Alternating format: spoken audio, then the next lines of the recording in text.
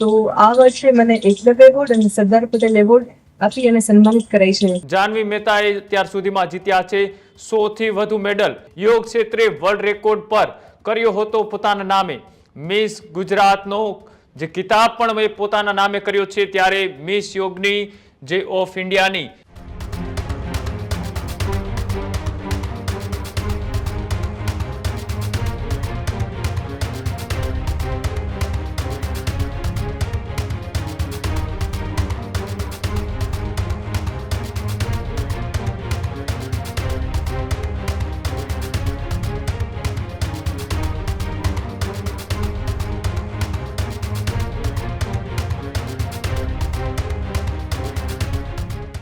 આગળ વાત કરીએ બીજા મહત્વપૂર્ણ સમાચારની તો ભાવનગરની દીકરી જાહ્નવી મહેતાએ ન માત્ર ગુજરાત પણ દેશનું ગૌરવ છે તે વધાર્યું છે. ભાવનગરની જાહ્નવી મહેતાએ વધાર્યું ગુજરાતનું ગૌરવ. યોગ ક્ષેત્રે 8 વખત ભારતનું પ્રતિનિધિત્વ કર્યું. ચીન, મલેશિયા અને સાઉથ કોરિયામાં પણ ભારતનું પ્રતિનિધિત્વ કર્યું. જાહ્નવી મહેતાએ અત્યાર સુધીમાં જીત્યા છે 100 થી વધુ મેડલ. ગોલ્ડ અને સિલ્વર મેડલથી દેશનું નામ પણ રોશન કર્યું. સાઉથ કોરિયામાં 20 દેશો વચ્ચે કર્યું છે ભારતનું પ્રતિનિધિત્વ. ચીન અને મલેશિયામાં પણ મળ્યો બેસ્ટ પરફોર્મન્સનો એવોર્ડ. યોગ ક્ષેત્રે વર્લ્ડ રેકોર્ડ પર કર્યો હતો પોતાના નામે.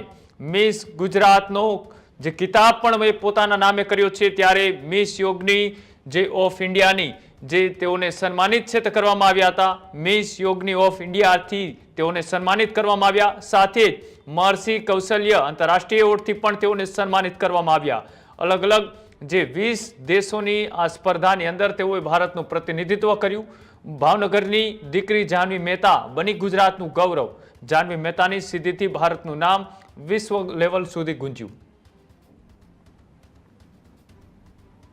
ભાવનગરના જે યુથ પ્રતિભા જે મહેતા જાહ્નવી બેન છે તેમને ગુજરાત જ નહીં પરંતુ સમગ્ર દેશનું નામ જે વિશ્વ સ્તરે જે પ્રસિદ્ધ કર્યું છે. આપણી સાથે મહેતા જાહ્નવી બેન છે, તેમની સાથે આપણે વાત કરીશું. સ્વાગત છે આપની ગુજરાતીમાં. આપણે યોગ પ્રતિભામાં યોગ લઈને જે આપણે ઘણા એવોર્ડ પણ મળ્યા છે ગુજરાત ક્ષેત્રે નહીં પરંતુ દેશનું પણ આપણે નામ રોશન કર્યું છે. શું કહેશો કેવી રીતે આપણી કરીએ શરૂઆત? નમસ્કાર, હું જાહ્નવી મહેતા.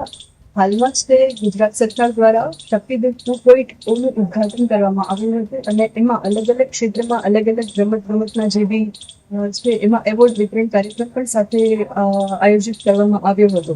કહેવાય છે રમતગમત ક્ષેત્રનું સર્વોચ્ચ સન્માન ગુજરાત રાજ્યનું જે છે એ એકલવ્ય એવોર્ડ હોય છે. તો આ વર્ષે મને એકલવ્ય એવોર્ડ અને સરદાર પટેલ એવોર્ડ આપી અને સન્માનિત કરાઈ છે. હાલમાં મને આ ગુજરાત સરકારના 3 એવોર્ડ સન્માનિત કરવામાં આવી છે. જેમાં જણાવું તો એકલવ્ય એવોર્ડ, સરદાર પટેલ એવોર્ડ અને જયદીપ વિજય એવોર્ડ. આ 3 સન્માન મને પ્રાપ્ત થયા છે. એ ટોટલ મારા એચિવમેન્ટને ધ્યાનમાં લઈને સરકારશ્રીએ આ સન્માન આપ્યું છે. 25 વર્ષની મારી આ જે યોગ સાધના છે, યોગ પ્રત્યેની જે મારી મહેનત છે એને હું સાર્થક તૈયાર કરું છું. જ્યારે બી કોઈ ખેલાડીને આવું સન્માન આપવામાં આવે છે ત્યારે ત્યાં એની જવાબદારી પૂરી નથી થતી, પણ મારું એવું માનવું છે કે ત્યાંથી એની જવાબદારી વધી જતી હોય છે. અને આ યોગની જે સિદ્ધિ છે, ભારતીય સંસ્કૃતિની ધરોહર એવું આપણું યોગ જે છે એને માત્ર રાષ્ટ્રીય નહીં પણ મેં એવો પ્રયાસ કર્યો છે કે આંતરરાષ્ટ્રીય ફલક પર પણ હું એને મેડલ અપાવી ચૂકી છું. 8 થી પણ વધુ વખત મેં આ યોગને ચાઇના, મલેશિયા, સાઉથ કોરિયા જેવા દેશોમાં ગોલ્ડ મેડલ જીતી અને મલેશિયામાં મેં મિસ યોગિની ઓફ વર્લ્ડનું ટાઇટલ પણ જીત્યું છે. સમગ્ર વાત કરવા જોઈએ તો આપણી જે અત્યાર સુધી દેશમાં રમ્યો તો સાથે આપણે વાત કરી જાહ્નવી કયા નંબર પર આવ્યો અને આ મહેનત પાછળ સૌથી વધુ આપવાનું શું આપવામાં આવશે? મારી સિદ્ધિઓની વાત કરું તો નેશનલ લેવલે મેં 18 થી 20 વખત ગુજરાતને રિપ્રેઝેન્ટ કર્યું છે અને આંતરરાષ્ટ્રીય સ્તરે 8 થી પણ વધુ વખત મેં ભારત દેશનું પ્રતિનિધિત્વ કર્યું છે. મને બહુ જ ગર્વ થાય કે જ્યારે આપણે આંતરરાષ્ટ્રીય સ્તરે જતા હોઈએ રમવા માટે અને ભારત દેશનું પ્રતિનિધિત્વ કરતા હોઈએ તો એક ઇન્ડિયન હોવાનું પણ એક અલગ જ ગર્વ હોય છે. અને ત્યાં પણ આપણા ભારત દેશને યોગા કન્ટ્રી ઇન્ડિયાના નામથી લોકો જાણતા હોય છે તો એ ક્ષણ મારા માટે ખૂબ ગર્વની થઈ જતી હોય છે. ત્યારે એવું બી થાય કે આ આપણી યોગ સંસ્કૃતિ જે છે કે જેના અત્યારના આજના સમયમાં બહુ બધા ફાયદા છે તો એને લોકો બધું જાણે અને સમજે. સ્પર્ધાત્મક સ્તરે જેટલી બી સિદ્ધિઓ છે એ બધી હું મેળવી ચૂકી છું અને હવે મને એવું થાય છે કે લોકો આને જીવનમાં કઈ રીતે અપનાવે અને એના ફાયદા વધુ ને વધુ મેળવી શકે. કોરોના મહામારી પછી આપણે બધા જાણીએ છીએ કે યોગ અને આયુર્વેદનું મહત્વ વધી ચૂક્યું છે, તો હું એને વધારે ને વધારે ડેપ્થમાં જાણવાનો પ્રયાસ કરીશ. અને સિદ્ધિઓ તો બધી જ મેં તમને આગળ જણાવ્યું એમ તો મિસ યોગિની ઓફ વર્લ્ડ એનું જે સર્વોચ્ચ સન્માન હોય છે એ મેં પ્રાપ્ત કરી ચૂક્યું છે. તો બસ એ જ બધું છે. અને આ સ્તર ઉપર હું જે પહોંચી છું એમાં હું બધો શ્રેય આપીશ કે મારા માતા પિતા, મારો પરિવાર જે છે એનો મને પૂરો સહયોગ રહ્યો છે. સાથે સાથે મારા કોચિસ જે છે, એસોસિએશન છે, એ બધાનો પણ પૂરતો સહયોગ રહ્યો હોય છે. ભાવનગર પણ મને ઘણી બધી વખત મોટિવેટ કરતું હોય છે. તો આ સિદ્ધિ હું મારી એકની નથી માનતી, પણ આ ભાવનગર અને ગુજરાતની સિદ્ધિ પણ હું માનું છું. દેશી યોગ ક્ષેત્રમાં કેટલા સમયથી આપ જોડાયેલા છો અને શરૂઆત તમારી જે ભગવાન થઈ? આ યોગ ક્ષેત્રમાં 25 વર્ષથી જોડાયેલી છું અને શાળામાં જ્યારે યોગના ક્લાસીસ ચલાવવામાં આવતા હતા ત્યારે મને અલગ રુચિ હતી. મારું શરીર યોગને ઝડપું આવતું હતું, મારું બોડી ફ્લેક્સિબલ હતું, એટલે મને એવું લાગતું કે હું યોગમાં વધુ ને વધુ આગળ જઈ શકીશ. એટલે ક્લાસમાં જે બી અભ્યાસ કરાવવામાં આવતો હતો, જે બી પ્રેક્ટિસ કરાવવામાં આવતી એ જોઈ અને હું એમાં વધુ સારી રીતે પરફોર્મન્સ આપતી. એટલે મારા કોચ હેમાદ્રી ગોહિલ ત્યારે હતા, એમણે પણ એવું મને સમજાવ્યું હતું કે આ ફિલ્ડમાં હું ખૂબ આગળ વધીશ. તો હું મારી સ્ટાર્ટિંગની ઇન્સ્પિરેશન એમને માનું છું. ત્યારબાદ જેમ જેમ આગળ વધતી ગઈ એમ મારા કોચિસ અને એ લોકોએ મને પ્રોપર માર્ગદર્શન આપ્યું, જેના કારણે હું આ લેવલ સુધી પહોંચી શકી છું. જો વાત કરવા જઈએ તો આપણે 25 વર્ષથી સાથે જોડાયેલા છો, તો ગુજરાત સરકારનો જે છે તે રીતના આપની સપોર્ટ રહે છે?